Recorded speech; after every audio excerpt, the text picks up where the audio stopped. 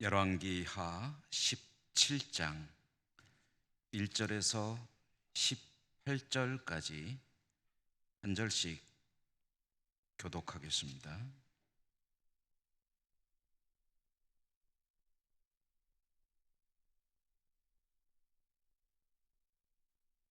유다의 왕 아하스 제12년에 엘라의 아들 호세아가 사마리아에서 이스라엘 왕이 되어 9년간 다스리며 여호와께서 보시기에 악을 행하였으나 다만 그 전 이스라엘 여러 왕들과 같이 하지는 아니하였더라. 아수르의 왕 살만 에셀이 올라오니 호세아가 그에게 종이 되어 조공을 드리더니 그가 애굽의 왕 소에게 사자들을 보내고 해마다 하던 대로 아수르 왕에게 조공을 드리지 아니하며 아수르 왕이 호세아가 배반함을 보고 그를 옥에 감금하여 두고 아수르 왕이 올라와 그 온 땅에 두루 다니고 사마리아로 올라와 그곳을 3년간 에워쌌더라. 호세아 제9년 사마리아를 점령하고 이스라엘 사람을 사로잡아 아수르로 끌어다가 고산 강가에 있는 할라와 하볼과 메대 사람의 여러 고을에 두었더라. 이 일은 이스라엘 자손이 자기를 애굽 땅에서 인도하여 내사 애굽의 왕 바로의 손에서 벗어나게 하신 그 하나님 여호와께 죄를 범하고 또 다른 신들을 경외하며 여호와께서 이스라엘 자손하면서 자내신 이방 사람의 규례와 이스라엘 여러 왕이 세운 율례를 행하였음이라. 이스라엘의 자손이 점차로 불의를 행하여 그 하나님 여호와를 배역하여 모든 성읍의 망대로부터 견고한 성에 이르도록 산당을 세우고 모든 산 위에와 모든 푸른 나무 아래에 목상과 아세라 상을 세우고 또 여호와께서 그들 앞에서 물리치신 이방 사람같이 그곳 모든 산당에서 분향하며 또 악을 행하여 여호와를 경노하게 하였으며 또 우상을 섬겼으니 이는 여호와께서 그들에게 행하지 말라고 말씀하신 일이라. 여호와께서 각 선지자와 각 선견자를 통하여 이스라엘과 유다에게 지정하여 이르시기를 너희는 돌이켜 너희 악한 길에서 떠나 나의 명령과 율례를 지키되 내가 너희 조상들에게 명령하고 또 내 종 선지자들을 통하여 너희에게 전한 모든 율법대로 행하라 하셨으나 그들이 듣지 아니하고 그들의 목을 곧게 하기를 그의 하나님 여호와를 믿지 아니하던 그들 조상들의 목같이 하여 여호와의 율례와 여호와께서 그들의 조상들과 더불어 세우신 언약과 경계하신 말씀을 버리고 허무한 것을 뒤따라 허망하며 또 여호와께서 명령하사 따르지 말라 하신 사방 이방 사람을 따라 그들의 하나님 여호와의 모든 명령을 버리고 자기들을 위하여 두 송아지 형상을 부어 만들고 또 아세라 목상을 만들고 하늘의 일월 성신을 경배하며 또 바알을 섬기고 또 자기 자녀를 불 가운데로 지나가게 하며 복술과 사술을 행하고 스스로 팔려 여호와 보시기에 악을 행하여 그를 경노하게 하였으므로 여호와께서 이스라엘에게 심히 노하사 그들을 그의 앞에서 제거하시니 오직 유다 지파 외에는 남은 자가 없으니라. 아멘. 오늘도 말씀이 주시는 은혜가 여러분에게 풍성하시기를 기원합니다. 열왕기하 읽기 오늘 26번째로 17장의 말씀을 읽었습니다. 내용이 전체적으로 다 이어지는 것이기 때문에 다 읽는 것이 좋겠으나 좀 길어서 뒷부분은 읽지 않았습니다만은 말씀을 전해드리는 내용상으로는 함께 묶어서 말씀을 전해드리겠습니다. 남왕국 유다의 아하스라고 하는 임금 이야기를 지난 수요일에 드렸습니다. 이 아하스라고 하는 임금이 그때까지 있었던 모든 남왕국 유다의 왕들 중에서 가장 영적으로 악한 왕이었다라는 말씀을 드렸죠. 이제 오늘 성경은 그 남왕국 이야기를 또 잠시 중단하고 북왕국 왕들의 이야기를 전해주고 있습니다. 북왕국에서는 호세아라고 하는 사람이 그 당시 왕이었던 데가를 죽이고 스스로 왕이 되었습니다. 그리고 왕이 된 호세아가 9년 동안 북왕국 이스라엘을 다스렸습니다. 그 호세아라고 하는 임금에 대한 성경의 평가는 어떠한가 하면은 다른 이스라엘의 왕들과 마찬가지로 역대 왕들이 다 그랬듯이 하나님 보시기에 악한 왕이었다라는 것이었습니다. 그런데 오늘 여러분 우리가 같이 읽었습니다만은 이 호세아에 대해서는 전에 있었던 왕들과는 조금 다른 면이 있었다라는 이야기를 하고 있지요.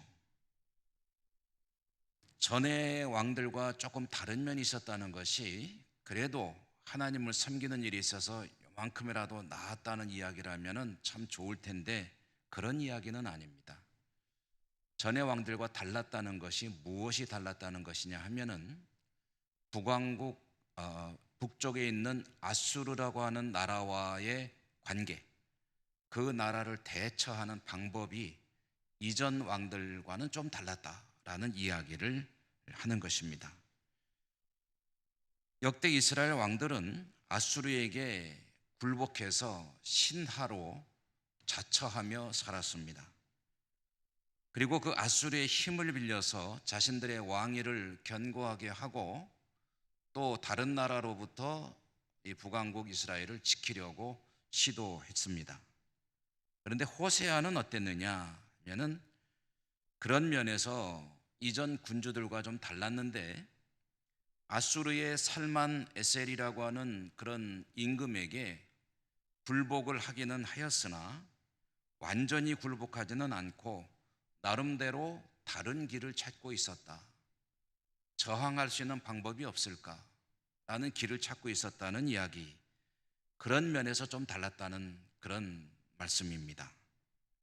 그리고 이 호세아가 아수르에 저항하기 위해서 찾아낸 방법이 뭐냐 하면 이집트를 의지하는 것이었습니다.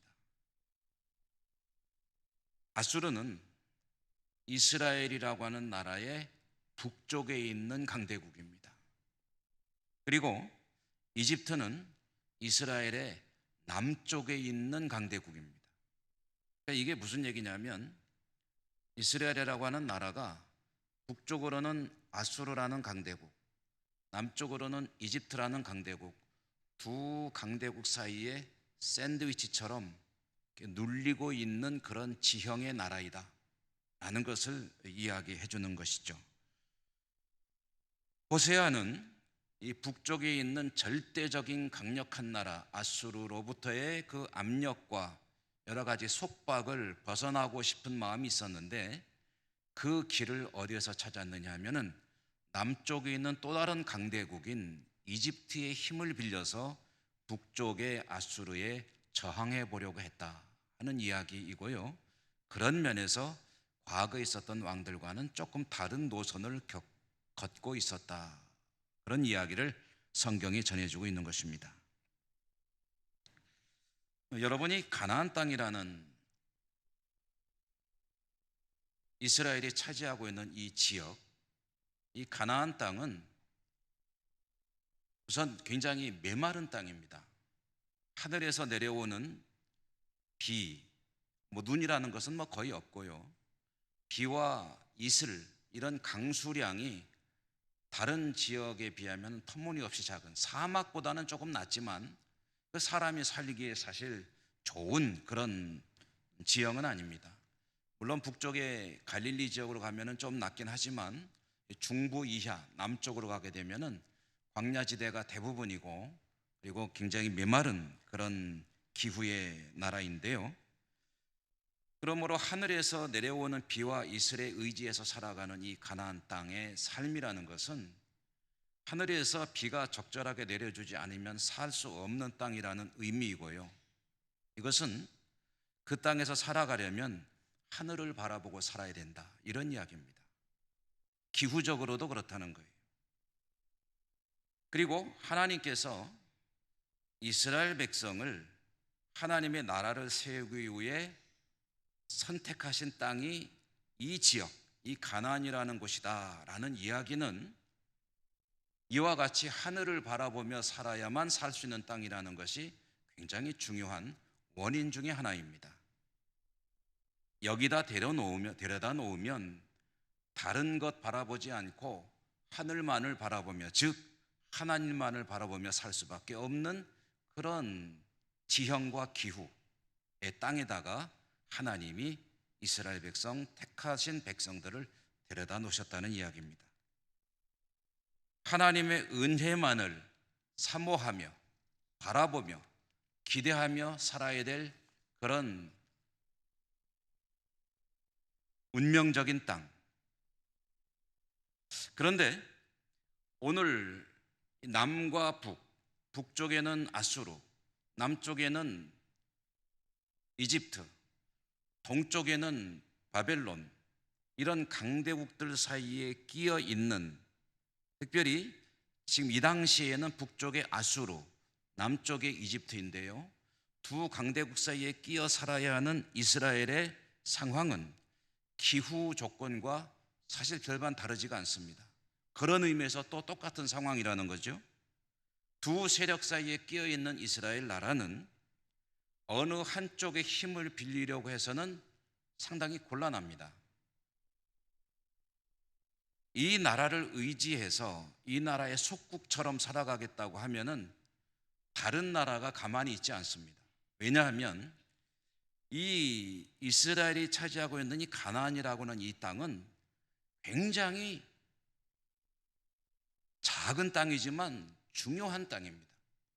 경제적 가치가 어마어마하고, 그리고 전략적으로, 군사적으로, 정치적으로, 외교적으로 모든 면에서 아주 중요한 땅입니다. 그렇기 때문에 그 지역을 좌지우지하고 있는 강대국들의 입장에서는 이 땅을 차지하는 것이 굉장히 중요한 그런 국가적인 과제가 되는 것이고요. 만약에 이 지역에 살고 있는 이 민족이 이쪽에 병합이 되어버리면 여기에서 가만 놔두지 않고, 이쪽과 친하게 살아가면 저기서 가만 놔두지 않는, 그런, 말하자면 양쪽 큰 세력 사이에 둘러싸여서 눈치를 보면서 살 수밖에 없는 그런 땅이다. 기후랑 똑같습니다. 이쪽 눈치를 보고 살아도 안 되고 이쪽 눈치를 보고 살아도 안 되고, 그러니까 어디를 바라봐야 됩니까? 하늘을 바라봐야 되는 거예요. 여러분, 그런 이야기 말씀드린 적이 있죠. 사방이 다 문이 없이 막혀있는 벽밖에 없으면 어떻게 해야 되느냐? 하늘을 바라보아라.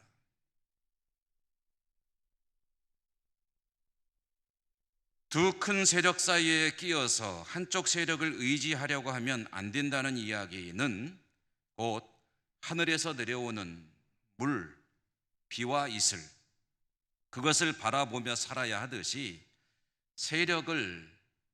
이러한 세력들을 의지하려고 할 것이 아니라 하나님을 바라보며 살아야 할 운명적인 땅이다.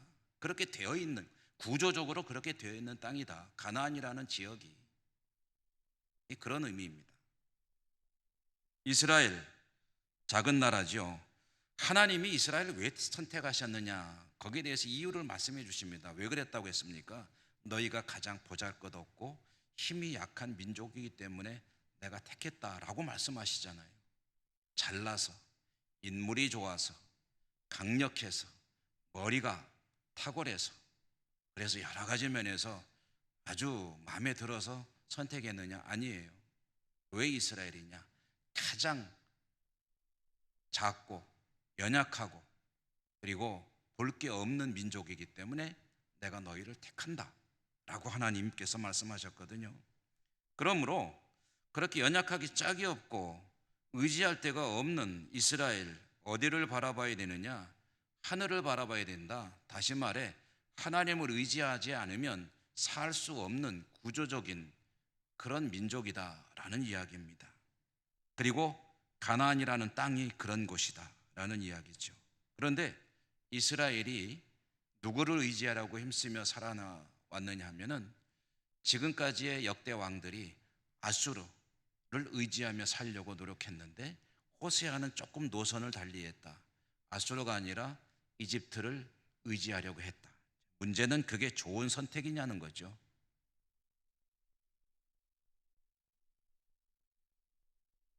여러분, 그 이스라엘이라는 나라가 주변 국가를 의지하지 않고 오직 하나님만을 의지할 때 나라가 어땠습니까?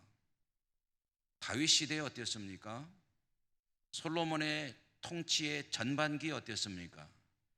다윗이든 또는 솔로몬의 전반기, 하늘의 하나님을 바라보며 하나님을 의지하고 나아갈 때 이스라엘 나라는 주변에 있는 어느 나라에게도 밀리지 않고 약하지 않은 그런 강력한 나라를 유지할 수가 있었습니다. 그런데 솔로몬 후반기에 넘어오면서 하나님을 의지하는 것이 아니라 주변 국가들과의 혼인 동맹을 통해서 외교력에 의해서 그렇게 군사 동맹을 맺음으로 나라를 부국강병을 추구하려고 할 때 그때부터 나라는 삐걱거리기 시작하고 속으로부터 무너져 내리기 시작했습니다. 그리고 결국 그의 아들 때에 르호보암 때에 나라가 남과 북으로 갈라졌는데, 갈라진 이후에는 북쪽에 있는 북왕국 이스라엘은 정말 형편없이 여로보암의 길을 따라서 달려가는 나라가 되어버렸고, 오늘 이 호세아 임금을 마지막으로 나라가 망하거든요. 북왕국 이스라엘이 망해버립니다. 그런데 호세아가 이집트를 선택했다는 것, 이것은 현실 정치를 하는 입장에서 보면 어쩔 수 없는 선택이라 할지라도 중심이 하나님께 있고 하나님께서 이집트를 통해서 이스라엘을 돕는 것과, 그게 아니라 하나님은 제쳐놓고 내가 선택해서 이집트를 선택해 그 이집트의 힘을 빌려 아수르를 견제하겠다고 하는 것과는 완전히 다른 이야기죠. 이집트의 도움을 받을 수도 있습니다, 현실적으로. 그러나 그것이 하나님이 이집트를 들어 쓰셔서 이스라엘을 돕게 하시는 것이냐, 아니면은 내가 선택해서 그를 찾아가는 것이냐는 완전히 다른 이야기라는 거예요. 겉으로 볼 때는 같아 보일지 모르겠지만 중심은 완전히 다릅니다. 근데 하나님은 중심을 보시는 분 아닙니까?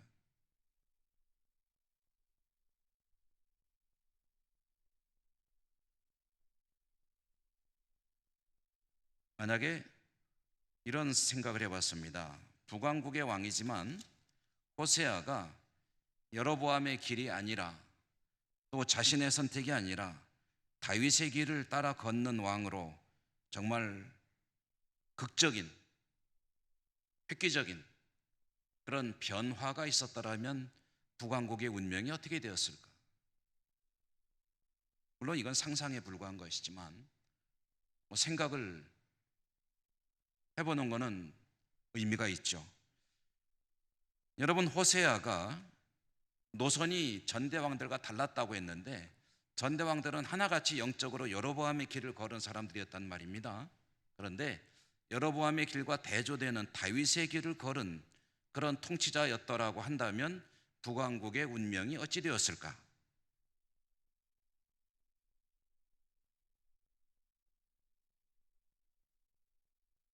이 나라의 통치자가, 우리나라도 한번 생각해 볼 수가 있죠. 이 나라의 통치자가 정말 하나님을 경외하고 다윗과 같이 이렇게 하나님을 의지하며 성경 말씀을 좌우명 삼아 모든 정치 철학의 근간으로 삼고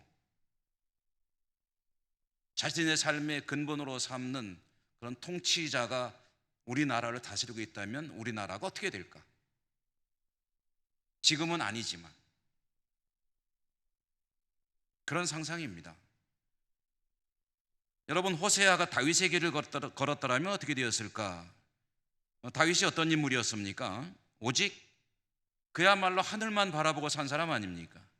하나님만을 의지했다는 것이 바로 그런 이야기입니다.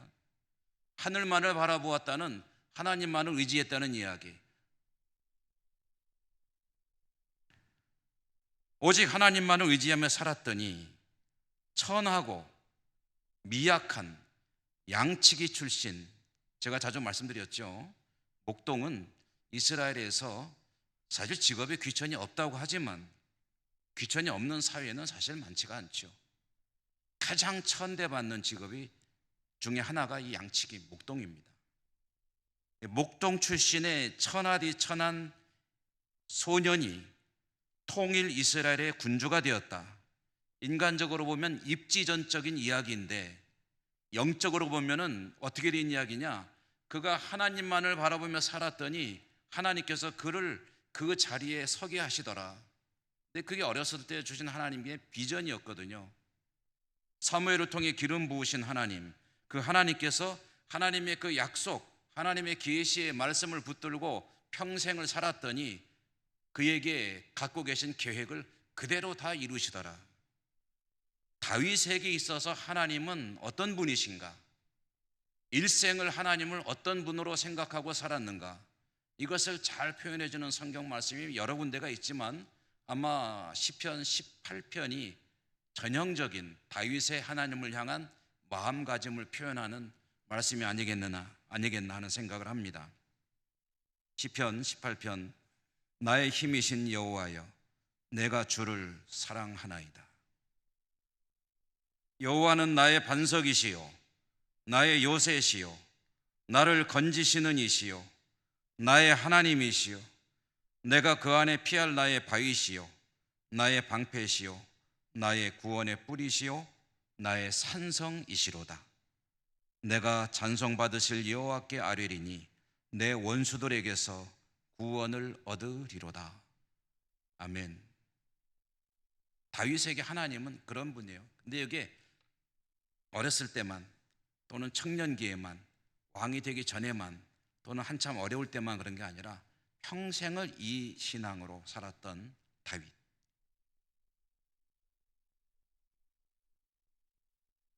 호세아는 길을 잘못 찾은 거죠. 그나마 전대 왕들처럼 잘못된 길이지만 따라서 했더라면 나라의 명맥이 조금 더 갔을지 모르겠어요.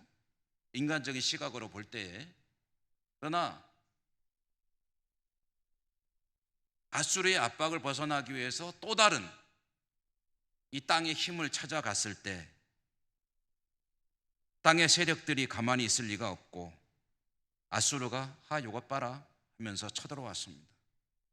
아주 간단하게 북왕국 이스라엘을 짓밟아 버렸습니다. 아수르에 의해서 북왕국 이스라엘은 처참하게 멸망을 당했습니다. 오늘 우리가 읽은 본문에 보면은 좀 뒤까지 다 안 읽었습니다만은 우리가 읽은 부분에만 보더라도 북왕국 이스라엘이 왜 망했는지를 하나님께서 말씀을 통해 계시하고 계시죠. 여러 가지 이야기들이 언급되고 있습니다. 그 중에서도 가장 근본적인 이유가 뭐냐 했더니 여로보암의 길을 따른 것이다. 그게 뿌리고요. 여로보암의 길을 따르는 것이 뿌리이고 여기서 여러 가지 가지치기들이 나옵니다. 바알과 아세라를 비롯한 우상들을 섬기고 인신제사를 지내고 또 뭐 이런저런 여러 가지 우상들을 찾아 섬기고 사슬과 복수를 찾아다니고 이런 하나님께서 가장 싫어하시는 일들이 하나하나 아주 다양하게 벌어질 때에 하나님은 계속해서 선지자를 보내서 경고하셨습니다. 너희가 그러면 다 죽는다. 가만히 구경만 하고 계신 게 아니었어요. 선지자를 보내서 계속 경고를 하셨습니다. 그렇지만 그들은 결국 자신들의 선택한 멸망의 길을 꾸준히 변함없이 걸었고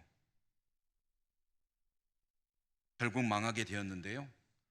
오늘 우리가 읽은 말씀 15절에 보면은 가슴에 파고드는 말씀이 하나 있습니다. 문장이 15절에 보면 허무한 것을 뒤따라 허망하게 되었다. 허무한 것을 뒤따라 허망하게 되었다. 북왕국 이스라엘이. 여러분, 허무한 것을 뒤따라 허망하게, 허망하며 허망하게 되었다는 말이죠. 이게 무슨 소리겠습니까? 허무한 것을 뒤따라 허망하게 되었다. 그러니까 북왕국 이스라엘의 호세아 임금도 임금을 따라 백성들도 무엇을 추구했느냐 하면은 허무한 것을 추구했다. 그들은 그것이 자기들의 삶을 지켜주고 자기들의 삶을 풍요롭게 해주고 거기에서 행복과 즐거움을 찾을 거라고 생각했지만 하나님은 그것을 허무한 것이라고 표현합니다. 그리고 허무한 것을 추구할 때 그 인생이 허망하게 되어버렸다. 여기서 허무 또는 허망이라고 우리말로 번역된 이 말의 원래 의미가 뭐냐면 먼지라는 뜻입니다. 먼지 또는 바람, 그런 의미를 가지고 있습니다. 그래서 두 개를 합치면 바람에 날리는 먼지와 같이 흔적도 없이 사라지는 것. 그러니까 추구하는 것도 허무한 것이요, 허무한 것을 추구하다 보니 인생이 그렇게 허무하게 되어버리더라. 시편 1편에 보면 복 있는 사람 이야기가 나오죠. 복 없는 사람 이야기도 나오죠. 복 없는 사람이 누굽니까? 시편에서는 악인이라고 표현하고 있죠. 악인의 길은 어떻게 된다고 했습니까? 바람에 나는 겨와 같도다. 이 바로 같은 의미이죠. 허무한 것을 추구하다가 허망하게 되는 인생은 하나님의 말씀을 사랑하고 그 율법을 주야로 묵상하며 따르는 것이 아니라 악인들의, 죄인들의, 오만한 자들의 그 길을 따라가려고 하다가 그만 바람에 나는 겨와 같이 허무하게 쓰러지는 인생을 살게 되는 것이다. 그게 복 없는 사람이라는 거죠. 여러분, 한 사람의 인생이라는 것이 무엇에 의해서 가장 영향을 많이 받습니까? 그가 무엇을 추구하는 사람이냐, 그게 가장 큰 영향을 주잖아요. 돈을 추구하는 사람은 돈을 따라다니는 인생을 살 것이요, 높은 관직을 추구하는 사람은 그것을 위해서 일생에 중요한 많은 자원들을 투자할 것이고, 높은 지식의 삶을 추구하는 사람은 공부하느라고 평생 애쓸 것이고, 그런데 허무한 것을 추구하는 사람의 인생은 결국 허망하게 쓰러질 것이요, 뒤집어 이야기하면 어떻게 되는 겁니까? 주야로 하나님의 말씀을 가슴에 간직하고 묵상하며 사는 사람은 모든 일이 다 형통하리로다. 시냇가에 심은 나무가 시절을 좋다 때를 따라 과실을 맺으며 잎사귀가 마르지 아니하고 늘 푸르듯이 형통한 삶을 살게 될 것이다. 하나님을 추구하는 사람. 그렇게 따지면 이 북왕국의 역사에 있어서 가장 해악을 끼친 인물은 누구겠습니까? 여로보암이죠. 여로보암, 첫 번째 임금이자 그 뒤에 모든 왕들의 가야 할 길을 안 좋은 방향으로 모델이 되었던 사람 여로보암.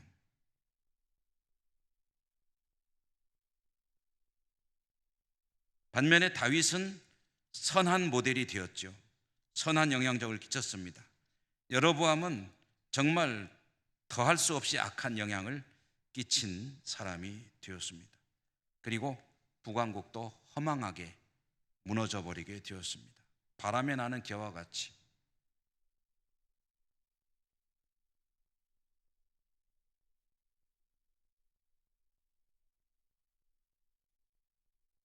이스라엘의 역사를 보다 보면 흔히 그런 이야기들 많이 합니다. 우리나라와 매우 흡사하다.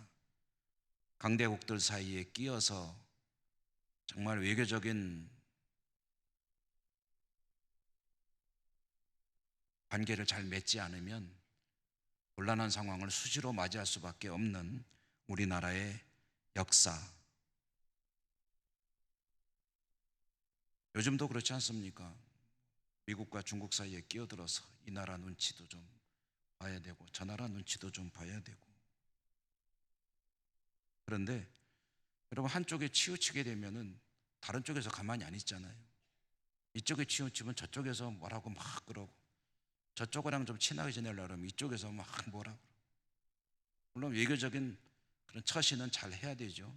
그런데 의지하면 안 됩니다. 중심에서는 하나님을 향해서 간절한 마음으로 하나님의 은혜와 도우심을 구하는 민족이어야 하고, 그럴 때 하나님이 중국이든 미국이든 어느 나라든 우리나라를 돕는 나라로 세워주실 것입니다. 중요한 것은 우리 민족의 중심이 어디를 향하고 있느냐 이겠죠. 그리고 우리 민족이 한 사람이 아니기 때문에 그 사명이 누구에게 있느냐 하면은 한국 교회에 있는 것이죠. 한국 교회라는 것도 따지고 보면은 사람들의 모임이기 때문에 결국은 누구에게 있는 것이냐? 나라를, 민족을 가슴에 안고 기도하는 한국 교회 성도들에게 이 민족의 미래가 달려 있는 것이죠.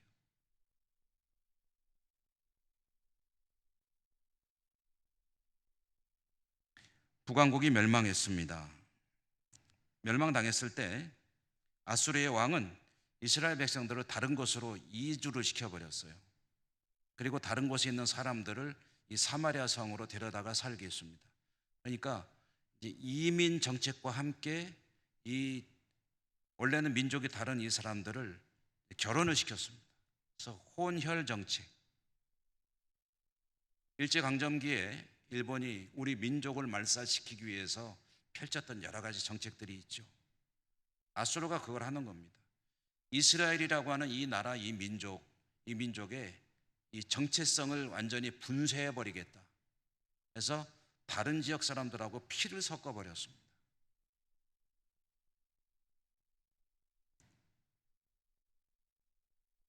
북왕국에 이주해서 살게 된 사람들은 하나님을 모르는 사람들이었죠. 그들은 자신들의 신을 끌고 이삿짐을 쌀 때 뒤에다가 수레에다가 우상을 싣고 왔습니다. 그 광경을 한번 상상해 보십시오. 이삿짐을 나를 때 예를 들어서 마차에 싣고 있는데 그 뒤에 수레 하나가 또 있는데 그 우상을 달달달달 끌고 왔다는 거예요. 가는 곳마다 자신들의 집에 우상을 세워놓았습니다. 오염됐지만 하나님께서 하나님의 나라를 세우시려고 했던 이 땅이 그렇게 갖가지 우상과 사술로 더러워지고 있을 때 하나님께서 한번 사자들을 보내서 사마리아 이주한 사람들을 혼을 내주셨습니다. 이 사람들이 어이쿠 이게 웬일이냐 하고서 이 땅에서는 그러면은 어떤 신에게 잘 보여야 되느냐 하고 나름대로 고민하다가 이제 하나님을 알게 됐어요. 그래서 나름대로 하나님을 섬기게 되었습니다. 그런데 하나님도 섬기고 자기들의 신도 섬기고 하는 과거의 그 패턴이 다시 반복이 되게 되는데, 이렇게 하면서 이 사마리아 성을 중심으로 형성된 새로운 인종이 있게 됐는데 그게 바로 사마리아인입니다. 사마리아인이라는 사람들은 신약 성경에 보면 좀 더 많이 나오죠. 이 사마리아인이라는 사람은 아수르에 의해서 망한 북왕국 이스라엘, 이 사람들이 다른 데로 보내지고 다른 데 있던 사람들이 사마리아적으로 이주하게 되면서 현지 북왕국 이스라엘 사람들과 혼인을 해서 피가 섞이게 되고 문화가 섞이게 되고 종교가 섞이게 되고 하면서 이상한, 그렇게 탄생한 새로운 인종, 이들을 부르는 용어가 사마리아인입니다. 그러므로 남왕국 유다에 우리가 계속 보게 될 텐데요, 이 사람들은 그래도 비교적 혈통은 섞이지 않았거든요. 나중에 나라를 복원하는, 성전을 다시 재건하고 예루살렘 도성을 재건하는 그때에 사마리아 사람들이 우리도 좀 같이 하자 그러니까 니들이 왜 우리하고 무슨 상관이 있는데 너희들은 우리 형제가 아니야 라고 거절하는 그런 장면이 있죠.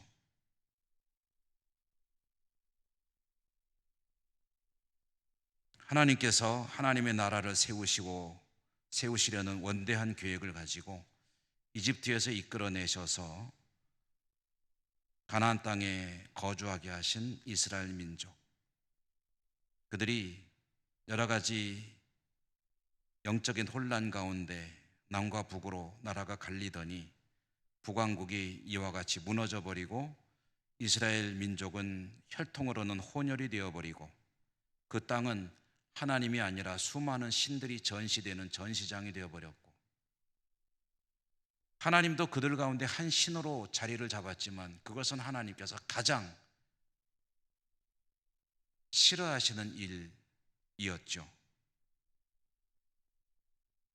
이렇게 북왕국의 역사는 역사의 뒤안길로 사라지게 됐습니다. 그리고 그 이유가 무엇이냐? 성경은 아주 명확하게 계시합니다. 선지자들을 보내서 그렇게 경고하고 길을 가르치고 인도했건만 그 모든 하나님의 말씀을 등 뒤로 하고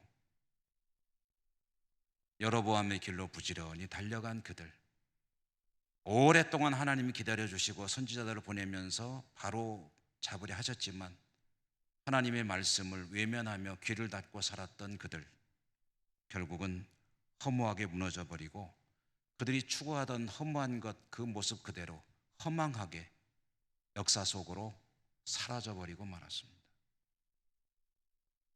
비극이죠. 그리고 이제는 유다 부족을 중심으로 하는 남왕국 유다만 남아있게 되었습니다.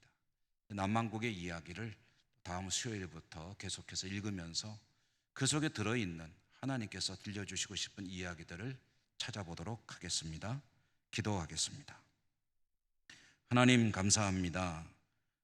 왕들의 이야기를 읽어나가며 그 속에 숨겨져 있는 하나님의 말씀들, 그 의미들을 찾아보고 있습니다. 저희들도 그저 의미를 찾는 것에 그칠 것이 아니라 우리의 삶과 신앙에 잘 적용하고 하나님을 바라보며 하나님이 우리의 삶의 유일한 목표가 되고 하나님의 말씀이 기준이 되는 복된 성도의 길을 잘 걸어갈 수 있도록 은혜 더하여 주시고 축복하여 주옵소서. 예수님 이름으로 감사하고 기도 올리옵나이다. 아멘.